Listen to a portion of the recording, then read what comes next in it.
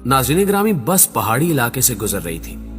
अचानक बिजली चमकी, बस के करीब आई और वापस चली गई। बस आगे बढ़ती रही। आध घंटे बाद बिजली दोबारा आई, बस के पिछले हिस्से की तरफ लपकी, लेकिन वापस चली गई। बस आगे बढ़ती रही। बिजली एक बार फिर आई और वो इस बार दाईं साइड पर हमला आवर हुई, लेकिन तीसरी बार भी वापस लौट गई। ड्राइवर समझदार था, उसने गाड़ी रोकी और ऊंची आवाज में बोला, भाइयों, बस में कोई गुनाहगार सवार है, ये बिजली उसे तलाश कर रही है। हमने अगर उसे न उतारा तो हम सब मारे जाएंगे। बस में सरासीमगी फैल गई और तमाम मुसाफिर एक दूसरे को शक की नजरों से देखने लगे। ड्राइवर ने मशवरा दिया, सामने पहाड़ के नीचे दरख्त है, हम तमाम एक एक करके उतरते हैं और उस दरख्त के नीचे खड़े हो जाते हैं। हम में से जो गुनाहगार होगा, बिजली उस पर गिर जाएगी और बाकी लोग बच जाएंगे। ये तजवीज काबिल अमल थी। तमाम मुसाफिरों ने इत्तेफाक किया। ड्राइवर सबसे पहले उतरा और दौड़कर दरख्त के नीचे खड़ा हो गया। बिजली आसमान पर चमकती रही, लेकिन वो ड्राइवर की तरफ नहीं आई। वो बस में वापस चला गया। दूसरा मुसाफिर उतरा और दरख्त के नीचे खड़ा हो गया। बिजली ने उसकी तरफ भी तवज्जो नहीं दी। तीसरा मुसाफिर भी साफ बच गया। यूं मुसाफिर आते रहे, दरख्त के नीचे खड़े होते रहे और वापस जाते रहे, यहां तक कि सिर्फ एक मुसाफिर बच गया। ये गंदा मजहूल सा मुसाफिर था। कंडक्टर ने उसे तरस खाकर बस में सवार कर लिया था। मुसाफिरों ने उसे बुरा भला कहना शुरू कर दिया। लोगों का कहना था कि हम तुम्हारी वजह से मौत के मुंह पर बैठे हैं, तुम फौरन बस से उतर जाओ। वो उससे उन गुनाहों की तफसील भी पूछ रहे थे जिनकी वजह से एक अजियतनाक मौत उसकी मुंतजिर थी। वो मुसाफिर उतरने के लिए तैयार नहीं था, लेकिन लोग उसे हर कीमत पर बस से उतारना चाहते थे। मुसाफिरों ने पहले उसे बुरा भला कहकर उतरने का हुक्म दिया, फिर उसे प्यार से समझाया और आखिर में घसीट कर उतारने लगे। वो कभी किसी सीट की पुष्ट पकड़ लेता था, कभी किसी राड के साथ लिपट जाता और कभी दरवाजे को जप्फा मार लेता, लेकिन लोग बाज ना आए। उन्होंने उसे जबरदस्ती घसीट कर उतार दिया। ड्राइवर ने बस चला दी। बस जो ही गुनाहगार से चंद मीटर आगे गई, धाड़ की आवाज आई, बिजली बस पर गिरी और तमाम मुसाफिर चंद लम्हों में जलकर भस्म हो गए। वो गुनहगार मुसाफिर 2 घंटों से मुसाफिरों की जान बचा रहा था। नाज़रीन ग्रामी, मुझे किसी साहब ने एक दिलचस्प वाकया सुनाया। वो तुर्की के रास्ते यूनान जाना चाहते थे। एजेंट उन्हें तुर्की ले गया। ये अजमेर शहर से दूसरे लोगों के साथ बर्फबारी का इंतजार करने लगे। सर्दियां यूरोप में दाखिले का बेहतरीन वक्त होता था। बर्फ की वजह से सिक्योरिटी एहलकार मोर्चों में दुबक जाते थे। बॉर्डर पर गश्त रुक जाता था और एजेंट लोगों को कश्तियों में सवार करते थे और उन्हें यूनान के किसी साहिल पर उतार देते थे। ये एजेंटों की आम प्रैक्टिस थी। उन साहब ने बताया कि हम तुर्की में एजेंट के डेरे पर पड़े थे। हमारे साथ गुजरांवाला का एक गंदा सा लड़का था। वो नहाता भी नहीं था और दांत भी साफ नहीं करता था।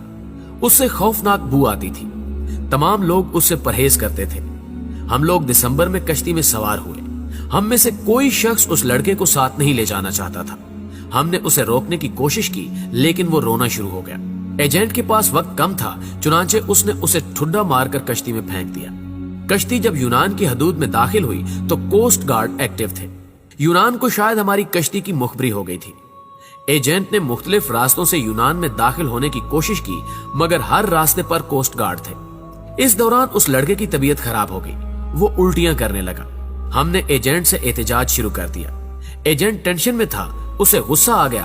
उसने 2 लड़कों की मदद ली और उसे उठाकर यख पानी में फेंक दिया। वो बेचारा डुबकियां खाने लगा। हम आगे निकल गए। हम अभी आध किलोमीटर आगे गए थे कि हम पर फायरिंग शुरू हो गई। एजेंट ने कश्ती मोड़ने की कोशिश की। कश्ती अपना तवाजुन बरकरार न रख सकी और वो पानी में उलट गई। हम सब पानी में डुबकियां खाने लगे। मैंने खुद को सर्दी, पानी और खौफ के हवाले कर दिया।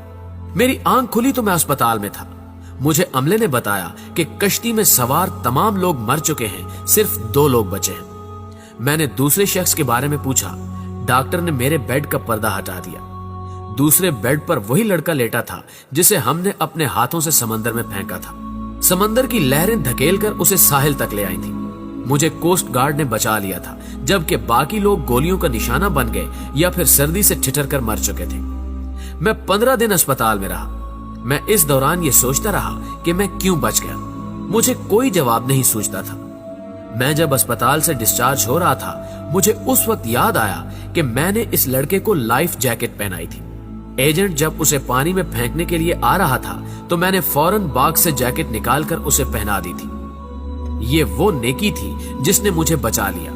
मुझे जो ही ये नेकी याद आई, मुझे 6 माह का वो सारा जमाना याद आ गया जो हमने उस लड़के के साथ गुजारा था। हम न सिर्फ तुर्की में उसकी वजह से बचते रहे थे, बल्कि वो जब तक हमारी कश्ती में मौजूद रहा हम कोस्ट गार्ड से भी महफूज रहे, यख पानी से भी और मौत से भी महफूज रहे। हमने जो ही उसे कश्ती से धक्का दिया, मौत ने हम पर अटैक कर दिया। मैंने पुलिस से दरखास्त की कि मैं अपने साथी से मिलना चाहता हूँ। पुलिस एहलकारों ने बताया कि वो पुलिस वैन में तुम्हारा इंतजार कर रहा है। मैं गाड़ी में सवार हुआ और जाते ही उसे गले लगा लिया। मुझे उस वक्त उसके जिस्म से किसी किस्म की बू नहीं आ रही थी। मुझे मालूम हुआ कि मेरे साथियों को उसके जिस्म से अपनी मौत की बू आती थी। ये उन लोगों की मौत थी जो उन्हें उससे अलग करना चाहती थी, और जो ही अलग हुए सब के सब मौत की आगोश में चले गए। नाज़रीन गिरामी, मेरे एक बुजुर्ग दोस्त जवानी में अरबपति थे, लेकिन उनकी जिंदगी का आखिरी हिस्सा उसरत में गुजरा। मुझे उन्होंने एक दिन अपनी कहानी सुनाई। उन्होंने बताया कि मेरे वालिद मिल में काम करते थे, गुजारा मुश्किल से होता था। उनका एक कजन माजूर था। कजन के वालिदैन फौत हो गए, उसके आगे पीछे कोई नहीं रहा। मेरे वालिद को तरस आ गया और वो उसे अपने घर ले आए। हम 5 बहन भाई थे।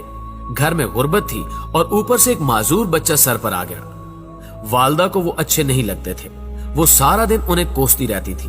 हम भी वालदा की वजह से उनसे नफरत करते थे, लेकिन मेरे वालिद को उनसे मोहब्बत थी।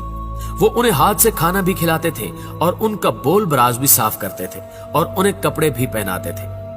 अल्लाह का करना ये हुआ, हमारे हालात बदल गए। हमारे वालिद ने छोटी सी भट्टी लगाई। ये भट्टी कारखाना बनी और वो कारखाना कारखानों में तब्दील हो गया। हम अरबपति हो गए। 1980 की दहाई में हमारे वालिद फौत हो गए। वो चचा तरके में मुझे मिल गए। मैंने उन्हें चंद माह अपने घर रखा, लेकिन मैं जल्द ही तंग आ गया। मैंने उन्हें पागल खाने में दाखिल करा दिया और वो पागल खाने में रहकर इंतकाल कर गए। बस उनके इंतकाल की देर थी कि हमारा पूरा खानदान अर्श से फर्श पर आ गया। हमारी फैक्ट्रियां, हमारे घर और हमारी गाड़ियां, हर चीज नीलाम हो गई। हम रोटी के नवालों तक को तरसने लगे। हमें उस वक्त मालूम हुआ कि हमारे माजूर चचा हमारे रिज्क की जमानत थे। हम उनकी वजह से मोहल्लों में जिंदगी गुजार रहे थे। वो गए तो हमारी जमानत भी खत्म हो गई। हमारे महल हमसे रुखसत हो गए और हम सड़क पर आ गए।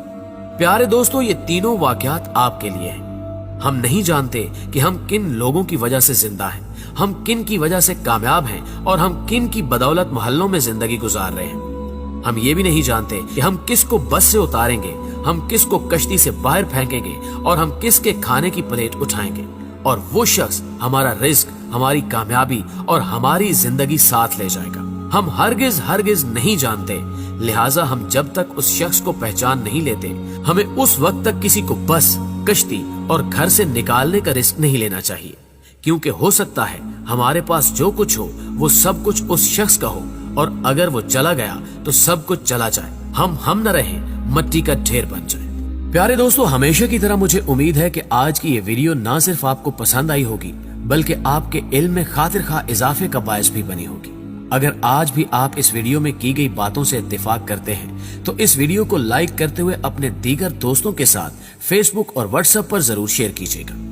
न्यूज चैनल पर नए आने वाले दोस्तों से गुजारिश है, अगर उन्होंने अभी तक हमारा चैनल सब्सक्राइब नहीं किया तो इसको सब्सक्राइब करते हुए साथ मौजूद घंटी के बटन को भी दबा दें, ताकि हर नई आने वाली वीडियो की नोटिफिकेशन आप तक बाकायदगी के साथ पहुंचती रहे। दोस्तों, आज की वीडियो में बस इतना ही। जल्दी हाजिर होते हैं एक नई मालूमाती, इल्मी और इंटरेस्टिंग वीडियो के साथ। तब तक के लिए अपना ढेर सारा ख्याल रखिएगा। अल्लाह हाफ़िज़।